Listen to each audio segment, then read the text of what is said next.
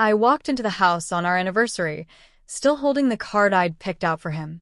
Nothing big, just dinner plans, something simple. The kind of anniversary that doesn't need to be loud to matter. I kicked off my shoes, set my bag down, and then I saw the frame. It's funny how your eyes go straight to certain things without you trying. That frame had been in the same spot for years. I picked it out myself on our first anniversary, put her photo in it with my own hands. I never really looked at it after that. I didn't have to. It was just there. But this time, something felt off before I even got close. I walked over, and our photo was gone. In its place was his mother. Same frame, same spot. Just her face looking back at me instead of ours. I stood there for a second, still holding that card. Not angry, just confused. Like I'd walked into the wrong house for a moment, and my brain hadn't caught up yet. And then this quiet thought slipped in. Why would he do that? I walked into the house on our anniversary, still holding the card I'd picked out for him. Nothing big, just dinner plans, something simple. The kind of anniversary that doesn't need to be loud to matter. I kicked off my shoes, set my bag down on the table, and called out, "I'm home." No answer. That wasn't unusual. He worked odd hours sometimes. I figured he'd be in the shower or on a call, or maybe he'd stepped out to grab something last minute. I loosened my scarf and walked into the living room. And then I saw the frame. It's strange how your eyes can go straight to something without you even thinking about it. That frame had been in the same place for years. On the shelf, right where it always was. I picked it out myself on our first anniversary. It wasn't expensive. I remember standing in that little shop, turning it over in my hands, thinking this feels right. I brought it home, printed out one of our photos, and placed it in there myself. I even remember adjusting it twice, so it sat perfectly straight. After that, I stopped noticing it. It was just part of the house. Part of us. But this time, something felt wrong before I even got close. I walked toward it slowly, and our photo was gone. In its place was his mother. Same frame, same spot. Just her, smiling softly at the camera like she belonged there. I didn't react right away. I just stood there, still holding that card in my hand. Not angry, not even hurt yet, just confused. Like I'd missed something obvious. Like there was a reason for this, and I just hadn't caught up to it yet. I took a step closer. Maybe I was mistaken. Maybe it was temporary. Maybe he'd just moved things around while cleaning or something. I leaned in. No. It was definitely her. A recent photo, too. Not one of the older ones I'd seen around his childhood home. This one was clearer. Framed properly. Chosen. Deliberate. I let out a small breath I didn't realize I'd been holding. Okay, I said under my breath, like I was trying to make it make sense out loud. I set my bag down on the chair, without looking away from the frame. Why would he do that? The question came in quietly. Not sharp. Not accusing. Just confused. I tried to think through it logically. Maybe she gave it to him as a gift. Maybe she asked him to display it. Maybe he thought what? That we needed more family photos out? But then why this frame? Why this one? I finally placed the card on the table behind me, still unopened. I walked a little closer and reached out, touching the edge of the frame with my fingers. It hadn't been moved. Not really. Same position. Same angle. Just different. I glanced around the room, like maybe there was another frame somewhere. Maybe he'd replaced it with something else. But there wasn't. That was the only one. I let my hand fall back to my side. Hey. I called out again, a little louder this time. Are you home? Silence. The house felt normal. Quiet in the usual way. Nothing out of place except that one thing. And somehow, that made it worse. Because everything else was exactly the same. Same couch. Same throw blanket folded the way I'd left it. Same faint smell of whatever he'd cooked earlier still lingering in the air. Just not us. I walked into the kitchen, checked the counter. No note. No message. I pulled my phone out and glanced at it. No missed calls. No texts explaining anything. I stood there for a second, then looked back toward the living room, toward that frame. And that's when the feeling shifted. It wasn't confusion anymore. Not fully. Something else started to settle in under it. Something quieter, heavier. Not anger. Not yet. Just this slow realization that this wasn't random. He had to take our photo out. He had to open the frame. He had to replace it. That's not something that happens by accident. I walked back into the living room, slower this time. The frame hadn't moved. Of course it hadn't. I stood in front of it again, this time without trying to explain it away. And for the first time, the thought came in clearly. He didn't think this would matter to me. I stared at her face in that frame. Calm. Centered. Like she'd always been the one meant to be there. And I realized something small but sharp. He didn't even think I'd notice. I didn't say anything about it right away. I just moved through the evening like I hadn't seen it. I made myself a cup of tea. Checked my phone again. Opened the fridge. Closed it, then opened it again like I'd forgotten what I was looking for. Normal things. But my mind wouldn't stay still. It kept circling back to that frame. Not loudly. Not in a way that demanded attention. Just quietly. Like something sitting in the corner of a room, waiting. I sat at the table and picked up the card I'd brought. I turned it over in my hands. I'd spent longer than I should have choosing it. Not because it was important in some big, dramatic way. Just because I wanted it to feel right. Like something that fit us. I didn't open it. I set it back down. And without trying to, I started thinking. Not about the frame itself. About everything around it. The small things. The things I'd already explained to myself a dozen times. The time we had plans for dinner, nothing fancy, just somewhere we both liked, and he called me an hour before and said, "Hey, can we push it? Mom wants to do something tonight." I remember standing in the kitchen, phone pressed to my ear. "We already have plans," I said. I know," he replied quickly. "It's just she's been asking all week." There was a pause. Then I heard myself say, "Okay, that's fine." Like it didn't matter. Like it was easy. I told myself it was just one dinner. It wasn't worth making a big deal out of. Then there was that afternoon at his parents' house.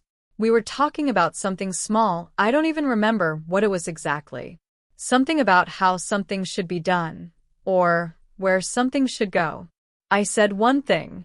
His mother said another. He didn't even hesitate. "Yeah, Mom's right," he said. Just like that. No pause. No. Let me think.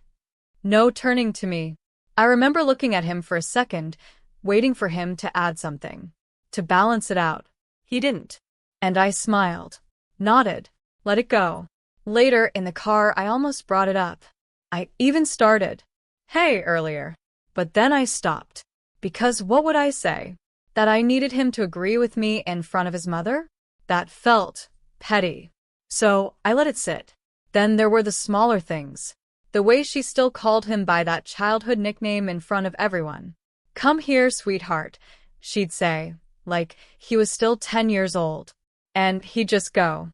No hesitation. No correction. I used to laugh it off.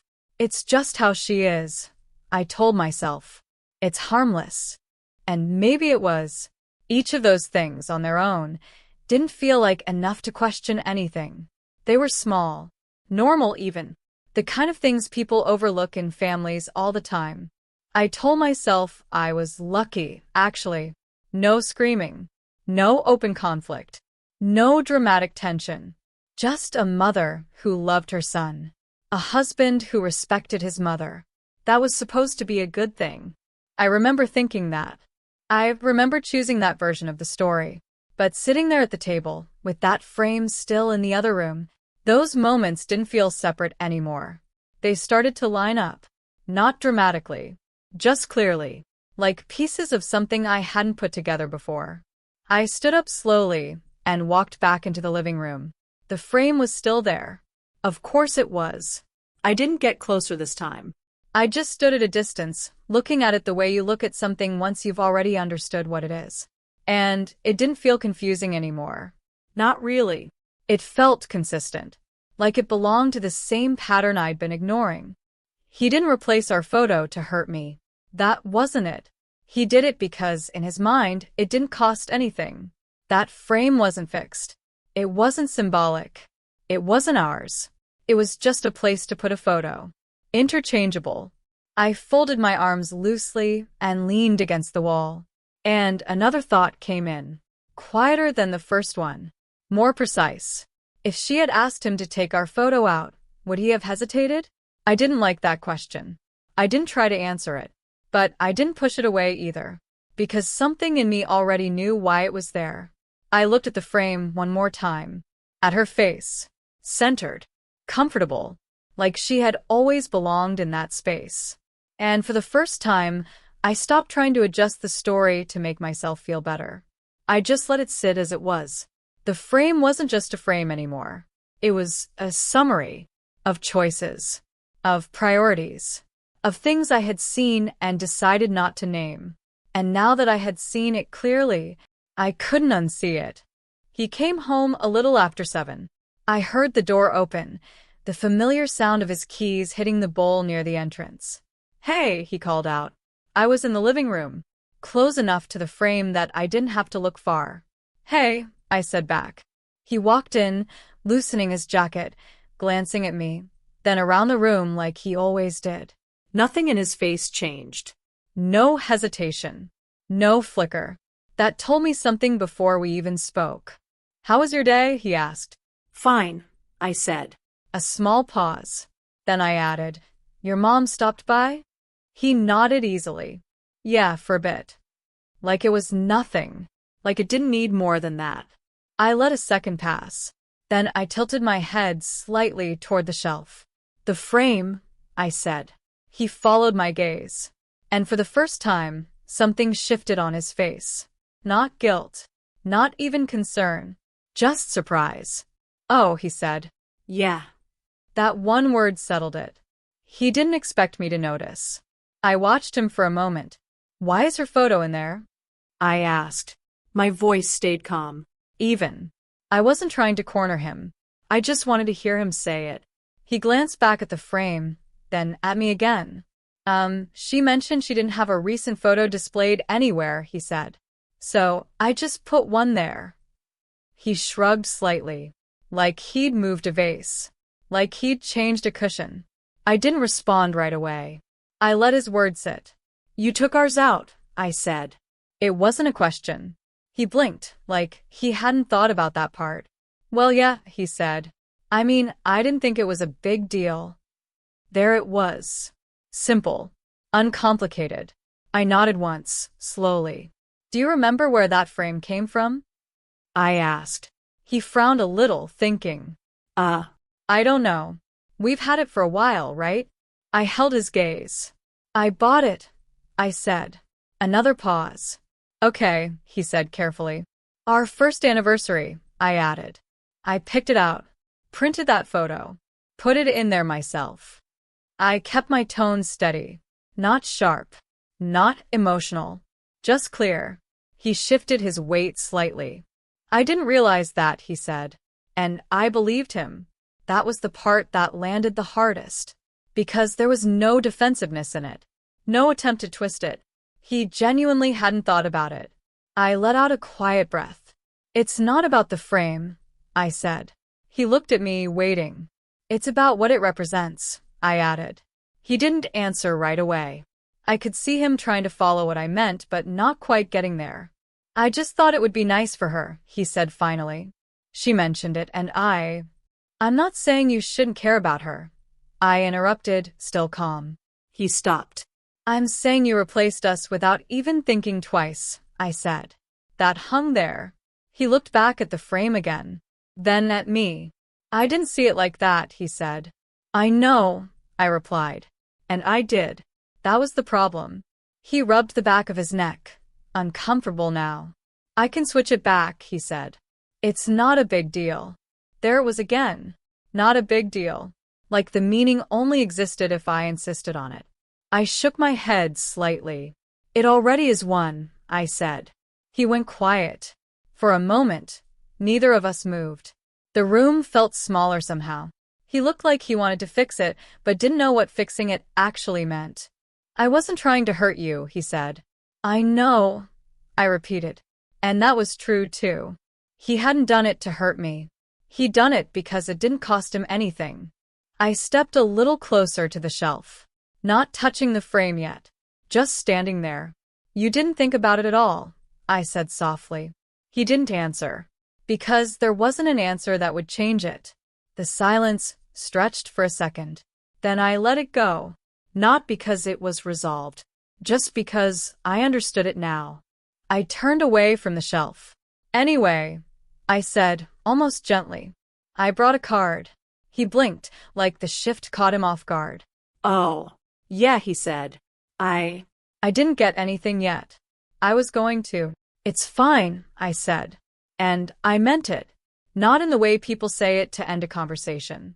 In the way you say it when you stop expecting something. I picked up the card from the table and handed it to him. Happy anniversary, I said. He took it slowly. Happy anniversary, he replied. He looked down at the card, then back at me, like he wanted to say something else. He didn't. And neither did I. If you're enjoying stories like this, I post them regularly over at Where My Silence Ends. Feel free to subscribe. I walked past him and into the kitchen. I could feel his eyes on me for a second, then the sound of the card opening behind me.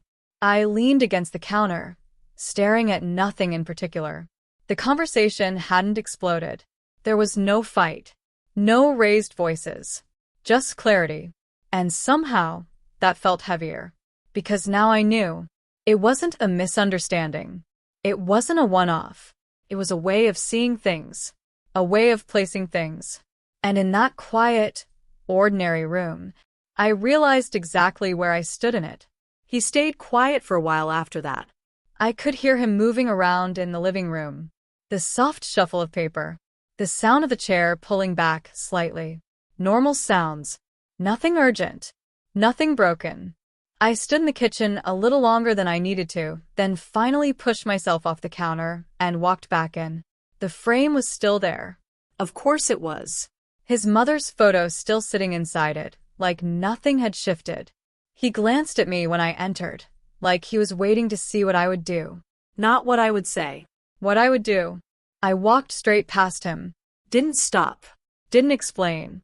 I reached the shelf and picked up the frame. It felt lighter than I expected. Or maybe I just noticed it more this time. I turned it around and opened the back. The small metal tabs clicked softly as I lifted them. He didn't interrupt. I could feel him watching, but he stayed where he was. I slid his mother's photo out carefully. No anger in it. No rush. Just deliberate. I placed it face down on the desk beside the shelf. Not thrown. Not hidden. Just set aside. Then I reached into the drawer beneath the shelf. I knew exactly where our photo was. That surprised me for a second. The fact that I knew, like some part of me had already been paying attention without telling the rest of me. I pulled it out, smoothed the edges with my fingers, and slid it back into the frame. It fit perfectly. Of course it did. I closed the back, pressed the tabs down, and set the frame exactly where it had been. Same angle, same position. Nothing changed, except everything had. I stepped back. For a second, neither of us spoke. Then he exhaled quietly. I said I could do that, he said. I know, I replied. I didn't look at him. I wanted to, I added. That was the only explanation I gave. He didn't push further. I could feel the space between us shifting. Not wider, just different. He picked up his mother's photo from the desk, turned it over in his hands like he wasn't sure what to do with it now. Should I put this somewhere else? He asked. I shrugged slightly. Do whatever you want with it, I said. And I meant that too. Because it wasn't about where her photo went. It was about where I was. He nodded once, slowly. Then set the photo down again. Not in another frame. Just down. Like even he didn't have a clear place for it anymore. The room went quiet again. Not tense. Just still. I didn't think about it, he said after a moment. I nodded. I know, I said. There wasn't anything else to add to that. That was the truth. And somehow, saying it again didn't soften it. It just made it more real. He looked at me like he wanted to say something else. Apologize again, maybe. Explain it better. But there wasn't a better explanation. So he stayed quiet. And so did I. That night, we went to bed at the same time. No dinner plans. No celebration. The card I gave him sat on the nightstand, already opened. He had thanked me for it earlier. Sincerely. Like that part still meant something. We lay down side by side the way we always did. The lights off. The room familiar. Everything in its place. I stared up at the ceiling, counting nothing, following the same faint crack in the paint I'd noticed months ago and forgotten. He shifted slightly beside me. Are you okay? He asked quietly. I took a second before answering. Yeah, I said. And it wasn't a lie. Not exactly. I wasn't upset in the way he probably expected. I wasn't angry. I wasn't even hurt in a sharp, immediate way anymore. It was something else. Something quieter. More settled. Like a piece of information I had just accepted. I really didn't mean anything by it, he added. I know, I said again. 3 words. Same as before. But this time, they felt final. He reached over slightly, like he might touch my arm. Then hesitated. His hand hovered for a second, then dropped back to his side. I noticed that. I didn't react to it. I just kept looking at the ceiling. And somewhere in that quiet, something shifted inside me. Not dramatically. Not in a way anyone else would notice. Just a small adjustment. I stopped trying to fill in the gaps for him. Stopped assuming that if something mattered to me, it must automatically matter to him the same way. Stopped smoothing over things before they had a chance to be seen clearly. It wasn't anger. It wasn't distance. It was clarity. I would still be here. Still in this marriage. Still in this life we had built. But I wouldn't keep translating everything into something softer just to make it easier to hold. I would see it as it was. Even if that version was quieter. Less comforting. More exact. Beside me, he turned slightly, facing away now. The room settled into silence. And I stayed there, eyes open, not searching for anything. Just awake to it. Whatever it was. Whatever it had become. A few weeks passed. Nothing dramatic happened. No arguments. No follow-up conversations about the frame. No long talks trying to fix what had already settled into place. Everything looked normal. We went back to routines. Work, dinner, small conversations about nothing in particular. The kind of life that keeps moving even when something underneath it has shifted. The frame stayed where it was. Our photo back inside it. Untouched. From the outside, it would have looked like nothing had ever changed. But I notice things more now. Not in a suspicious way. Just clearly. I stopped filling in the gaps. Stopped assuming intention where there wasn't any. Stopped softening things before they fully formed. And once I did that, the world didn't feel worse. Just sharper. His mother visited again one afternoon. He told me the night before. Mom's stopping by tomorrow, he said casually. Okay, I replied. No hesitation. No rearranging of plans. Just acknowledgement. She arrived a little after noon. I heard her voice before I saw her, warm and familiar, carrying through the house like it always did. There he is, she said when she saw him. That same tone. That same ease. I stayed in the kitchen for a moment, then walked out to greet her. Hi, I said with a small smile. Hello, she replied, stepping forward and giving me a brief hug. Polite. Light. Just enough.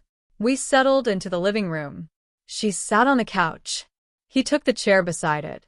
I sat across from them. The frame was on the shelf between us. Visible. Present. No one mentioned it. Conversation moved the way it always did. Light topics. Family updates. Small stories. She laughed. He laughed with her. I listened. I responded when needed. Nothing uncomfortable on the surface. But I was aware of everything now. The the way his body angled slightly toward her, the way he responded to her questions first, then glanced at me after, like I was a second step. Small things. Normal things. But I saw them now without adjusting them into something else. At one point, she paused mid-sentence. Her eyes shifted briefly. Toward the shelf. Toward the frame.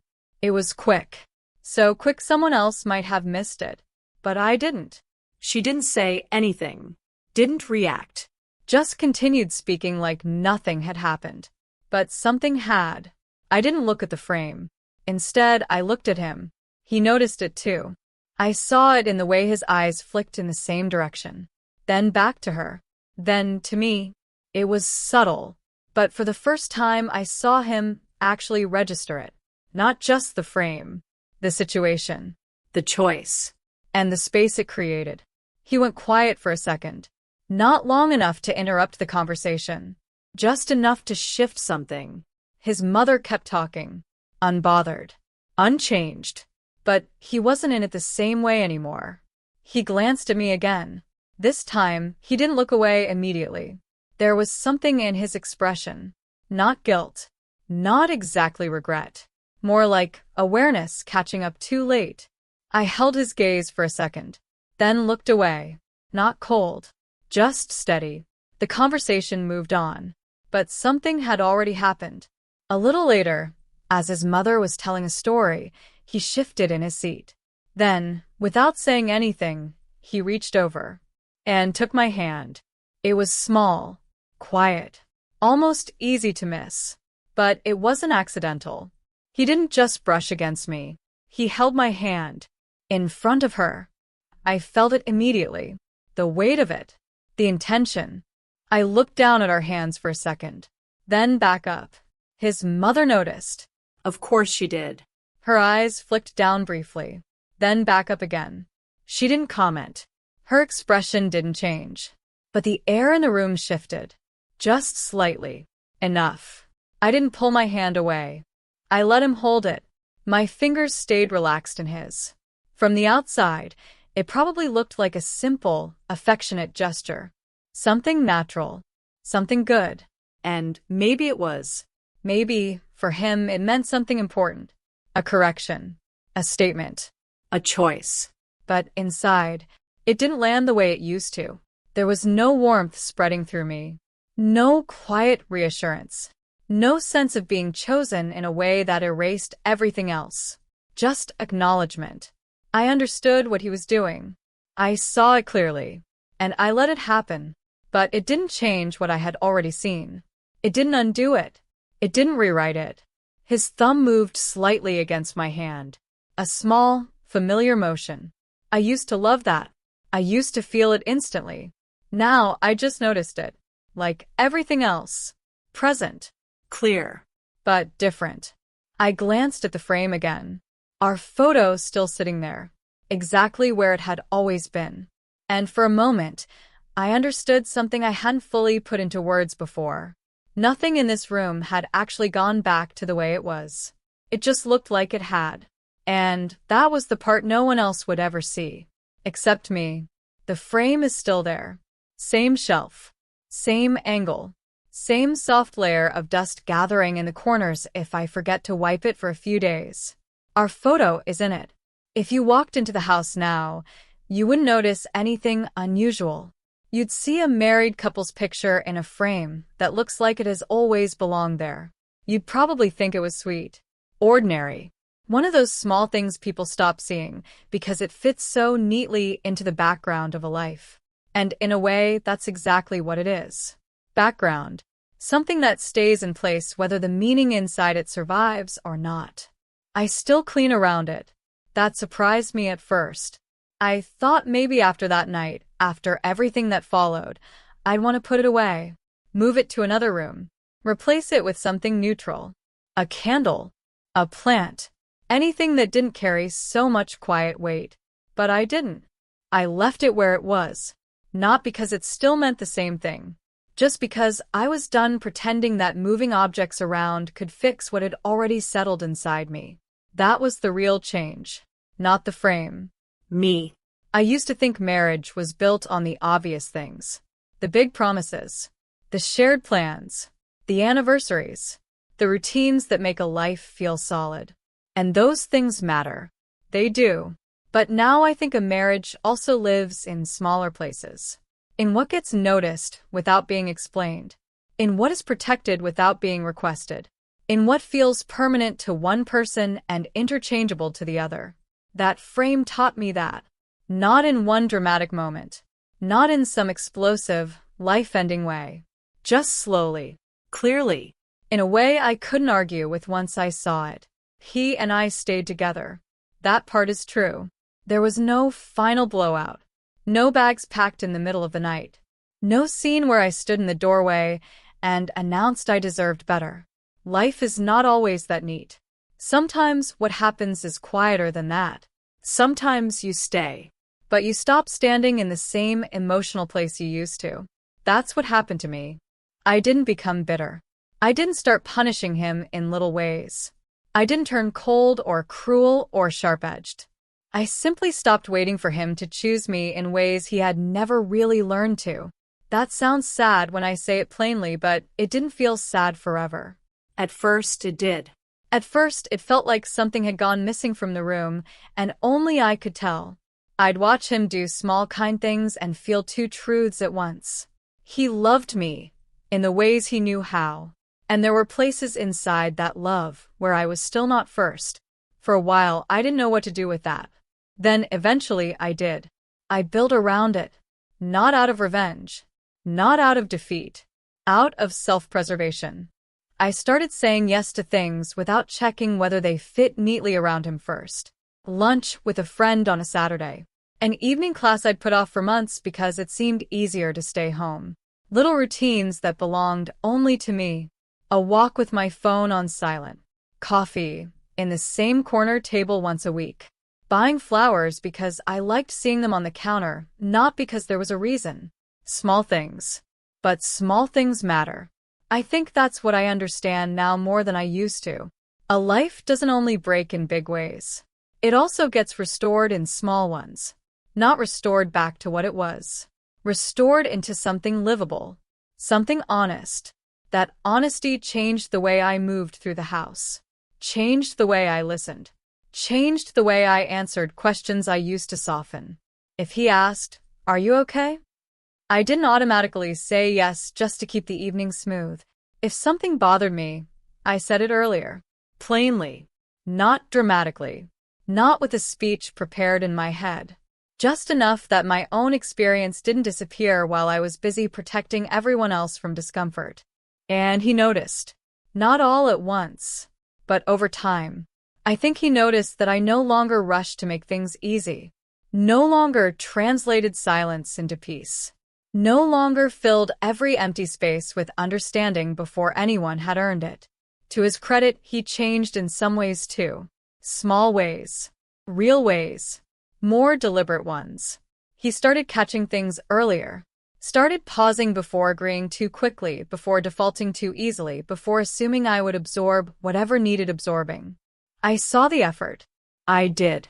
And I appreciated it for what it was. But effort after clarity is different from instinct before it. That's the part one can't unknow. That's the part that stayed with me. Sometimes he reaches for my hand now, and sometimes warmth still comes. Sometimes it doesn't.